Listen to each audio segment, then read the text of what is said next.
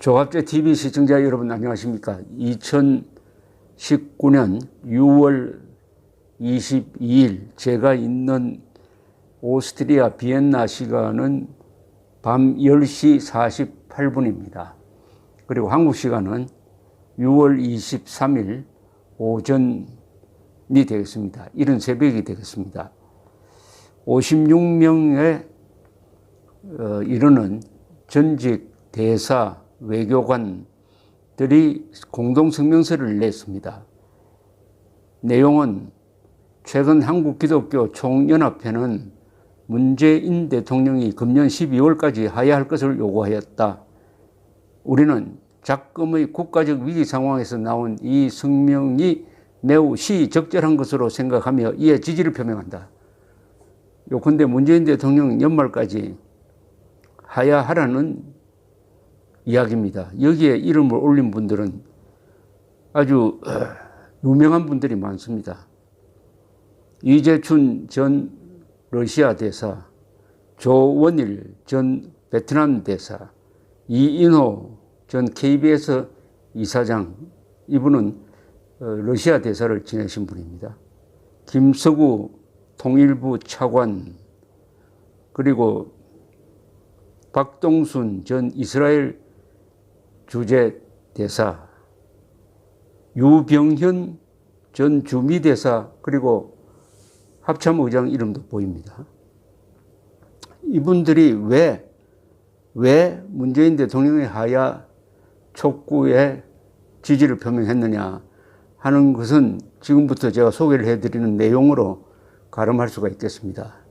문재인 정권의 반국가적, 반헌법적 질주를 이 시점에서 중단시키지 못한다면 대한민국은 결국 소멸할 수밖에 없을 것이라는 사실을 우리는 엄중하게 인식해야 한다. 그러니까 연말까지 하야하라는 겁니다. 이런 주장을 한 분들이 외교관으로 또는 군인으로서 대한민국의 안전과 국가 이익을 위해서 수십 년 동안 현장에서 일하셨던 분들 한두 사람도 아니고 56명입니다. 그렇다면 한기총 회장인 정광훈 목사의 하야 촉구 성명을 일부 교회 원로라는 분들이 반대하고 나온 것과는 전혀 방향이 다른 성명이 되겠습니다. 그러나 누가 전문성이 있느냐? 역시 교회 원로보다는 국가 이익을 가지고 수십 년 동안 생애를 걸고 외교 전선에서 활동했던 이 원로들, 교회 원로보다는 외교 원로들의 말에 저는 더 비중을 두고 싶습니다. 나라사랑 전직 외교관 모임 제4차 시국선언입니다. 그 내용을 제가 소개를 해드리겠습니다. 제2차 세계대전 이후 미국이 주도하는 세계 질서 하에서 전 세계는 과거 70여 년에 비해 비약적인 경제 발전을 이루었다.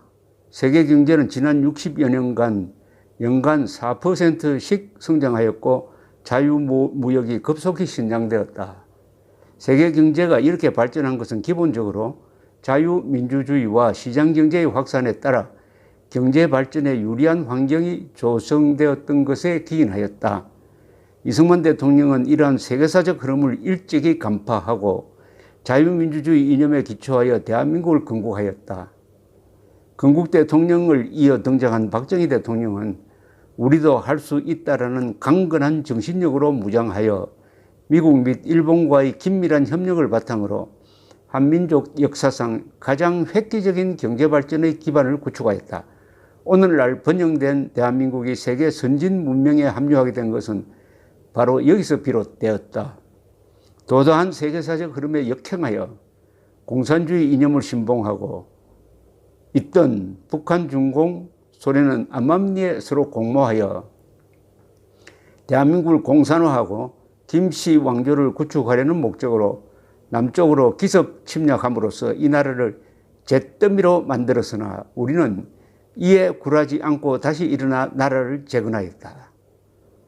우리는 미국, 일본 등 우방국들의 막대한 경제협력, 금융 및 기술 지원으로 단기간 내에 경제를 복구했을 뿐 아니라 중공업, 석유화학, 건설, 조선, 자동차, 반도체를 포함한 전자산업 등을 집중 육성하여 세계 유수의 공업 무역대국으로 우뚝 설 수 있게 되었다.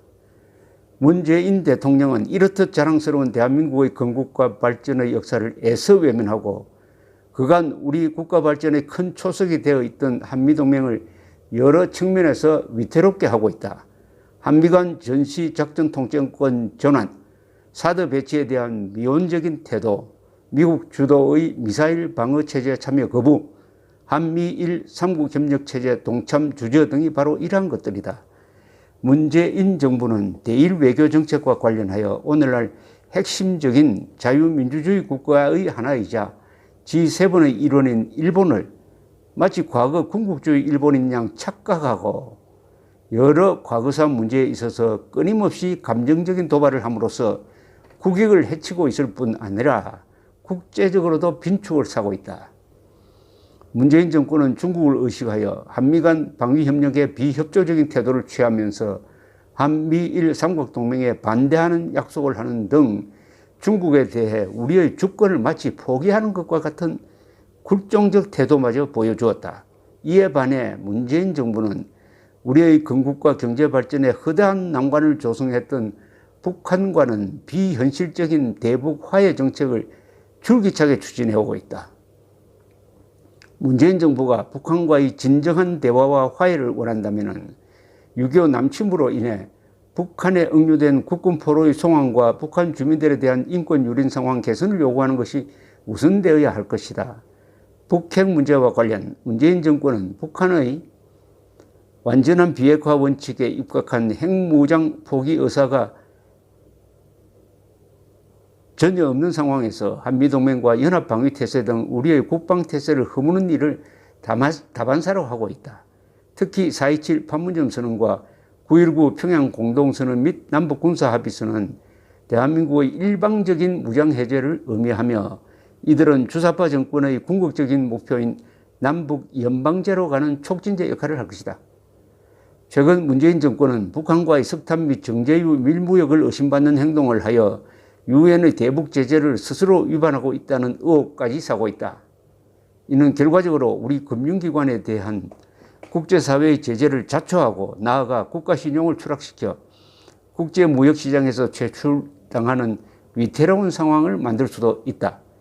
국내적으로도 문재인 정권은 경기 하강 국면으로 접어들고 있는 우리 경제에 대해 심각한 오판을 하고 있으며 이와 함께 원전 탈피, 주 52시간 근무제 시행, 최저임금 인상, 법인세 및 소득세 인상 등 실무경제 상황에 전혀 맞지 않는 조치들을 취함으로써 실업자를 양산하고 기업 운영에 큰 어려움을 겪게 하고 있다. 문재인 정부의 대기업에 대한 직간접적인 간섭과 제재, 노조의 경영관여 용인 등으로 우리 경제의 중추인 수출 산업에서 생산성이 크게 저하되면서 경상수지는 적자로 바뀌었고 고용 효과가 거의 없는 무분별한 정부 지출 확대로 재정 수지 역시 적자로 전환되었으며 우리 기업의 해외 탈출도 점점 가속화하고 있어 전체적인 경제 상황이 더욱더 악화되고 있다.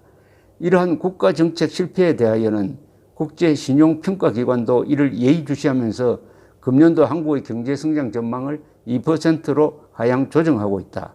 문재인 정권의 이와 같은 반국가적, 반헌법적 질주를 이 시점에서 중단시키지 못한다면 대한민국은 결국 소멸을 할 수밖에 없을 것이라는 사실을 우리는 엄중하게 인식해야 할 것이다. 최근 한국기독교총연합회는 문재인 대통령이 금년 12월까지 하야 할 것을 요구하였다.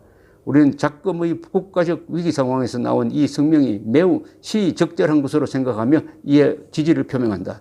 2019년 6월 22일 공동참여자 공선섭, 권영진, 김동연, 김서구, 김성덕, 김명기, 김명철, 김옥민, 김옥주, 김의식, 김종록, 김종만, 김종열, 김충경, 김형대, 노영우, 도영석, 명인세, 박동순, 박세규, 박희주, 변성국, 서건희, 오영환, 우종호, 유병현, 이경환, 이상구, 이석조, 이인호, 이재춘, 이종칠, 이창범, 이창우, 임대용, 정순규, 정동일, 정순석, 정영구, 정영채, 정진호, 조갑동, 조원일, 최원암, 최천인필, 최기출, 최동진, 최배식, 최영하, 최용, 최조영, 한재철, 한철수, 허리훈, 현희강, 홍승목 총 56명입니다.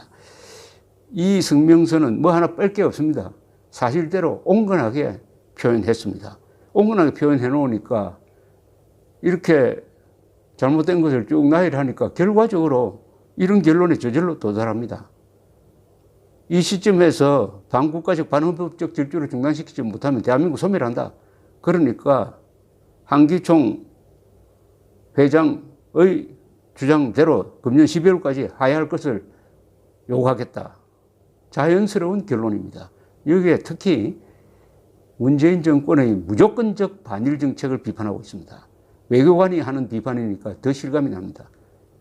왜 일본이 과거 사라진 군국주의인 것처럼 착각해가지고 이렇게 일본에 적대적인 태도를 취하느냐 하는 이 질문은 바로 제가 답을 한다면 그것은 무조건적 반일 정책을 통해서 간접적으로 한미 동맹관계를 약화시키고 그렇게 하면은 자동적으로 중국과 북한이 덕을 본다.